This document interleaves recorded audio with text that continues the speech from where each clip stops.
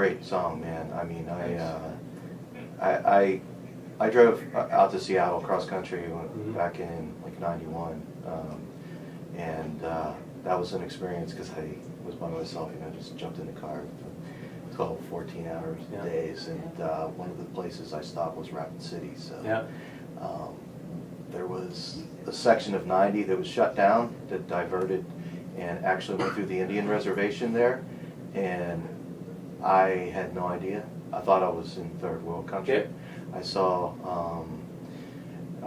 I would say, you know, a priest or a monk or somebody with a long robe walking, you know, and, you know, kids holding his hands, and I really felt like I was in a third world country. I was like, what is this? I was so, I was, back at that period of time, I was really starting to read and get into like a lot of the Native American stuff. There's a great book called Wisdom Keepers, if you've ever heard of it. Yeah, I know that one. They went around and they interviewed all the elders of all the tribes, and that's all it is. It's just like interviews about, you know, with these elders of all the different tribes. Trying to think of the Iroquois, the Ogdenida, Fred. I want to say, no, off the top of my head, I can't remember his name, but yeah, it's a really great book. I'll turn you on to that. Anyway, so that's the Native American stuff, and I'm sure you probably have a lot of.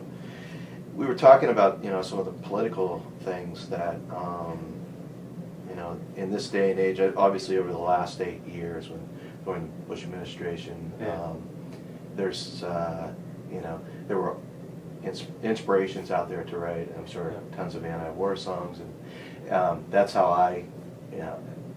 Do you ever feel like what do they say? Is it not a fly in the ointment, or what is it? Where you're if you didn't have something to write about, like someone to actually write against, then what? You know, like that's how I felt. Like, what would I write? Because I write that type of stuff too.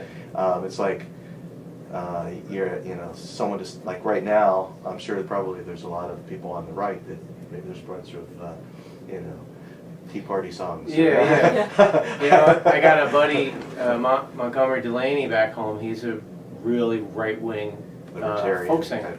And he's great. And I'm sure he's working on that. I'm sure he hasn't done. He probably. But you know what? To be honest, like, he was pretty pissed at Bush by the end. Yeah. You know, so I mean, because it's not. I don't think it's really political. It's more just corporate. You know, it's just. It's. I just.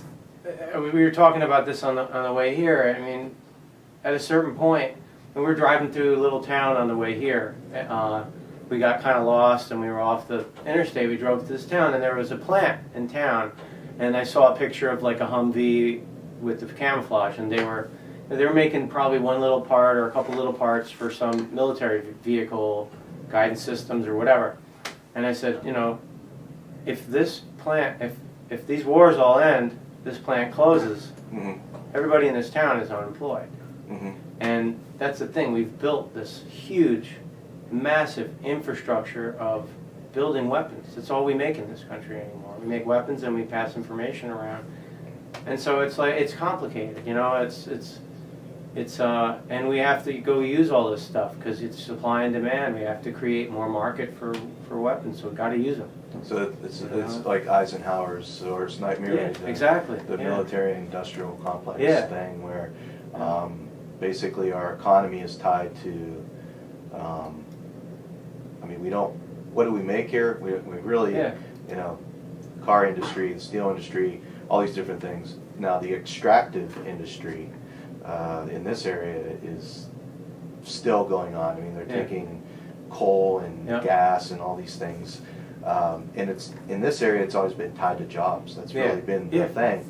And you know, politically, I know that in this area, in West Virginia area, that McCain probably carried that, and it just totally blew my mind. I was like, wait a minute, you know, if you're not, if you're voting against your own self-interest to the extent of these guys are like, anti-labor, Yeah, they're union people.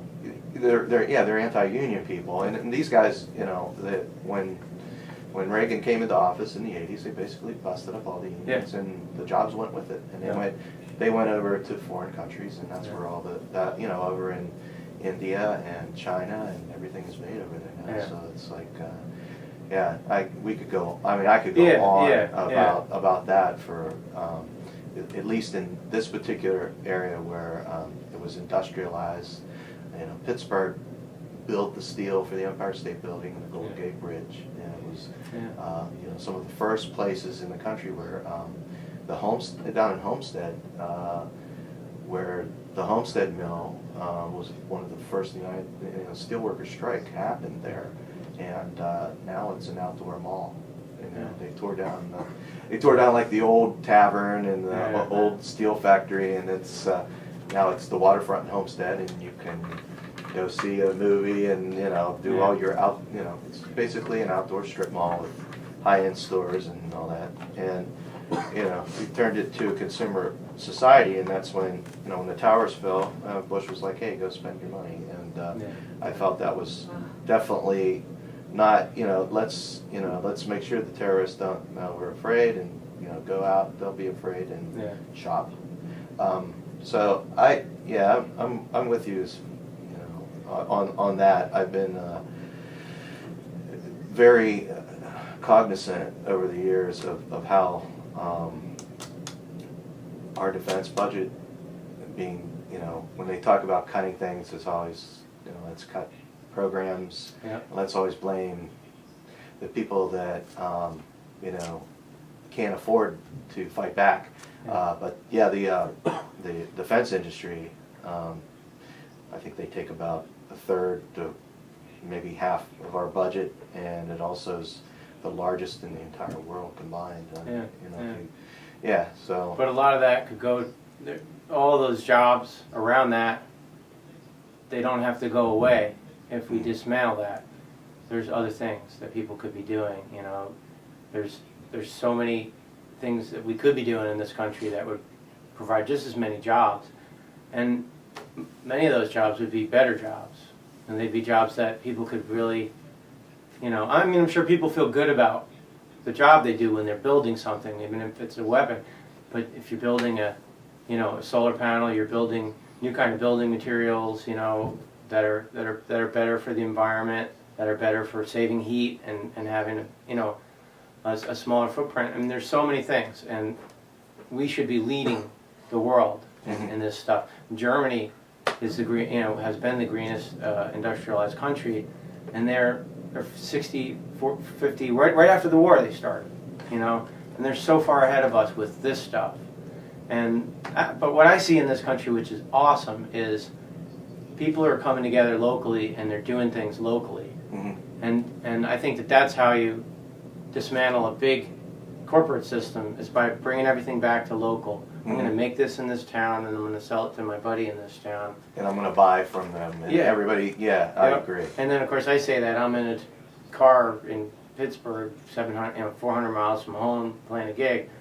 But, you know, the fact remains, like, even for me, I don't tour as much as I used to now. I'm able to play much more locally and regionally. So it's like things are getting geared that way. Maybe the price of gas at one point brought that about.